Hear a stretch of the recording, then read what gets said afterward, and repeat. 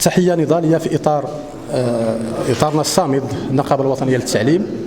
اليوم كنا بمثابة تجديد الهياكل التنظيمية للنقابة الوطنية للتعليم، مكتب الفرع ثم المكتب الإقليمي، في إطار مواصلة النضال القاعدي ديال النقابة الوطنية. وبالمناسبة كنشكروا نساء ورجال التعليم بإقليم طاطا اللي هو إقليم صامد اللي وضعوا فينا الثقة ديالهم، وإن شاء الله نأمل أن تكون هذه المحطة النضالية يعني واحد المحطة اللي من خلالها غنحاولوا ما أمكن ندافعوا على حقوق الشغيلة التعليمية في هذا الإقليم.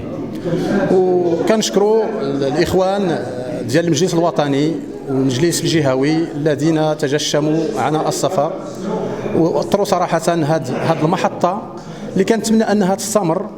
وبالمناسبة يعني هذه دعوة بالنسبة للشغيلة التعليمية أنها تلتف حول هذا الإطار هذا اللي هو إطار مناضل وإطار صامد وعنده تاريخ.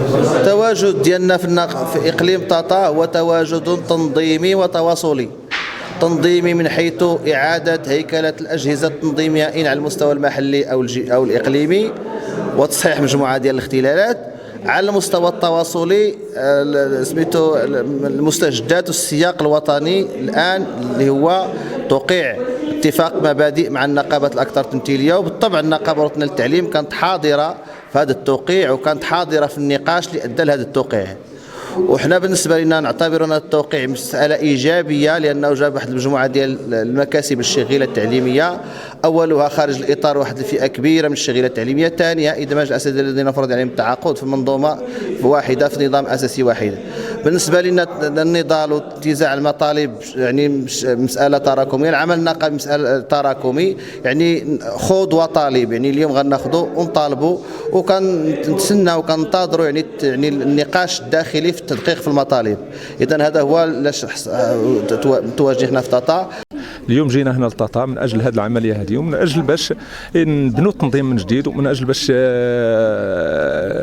تقوى النقابه محليا. وبالمناسبه كنحيي عاليا نساء ورجال التعليم بالاقليم طاطا اللي كانوا اليوم في مستوى الحدث وحضروا اليوم من اجل هذا انجاح هذه المحطه التنظيميه الهامه.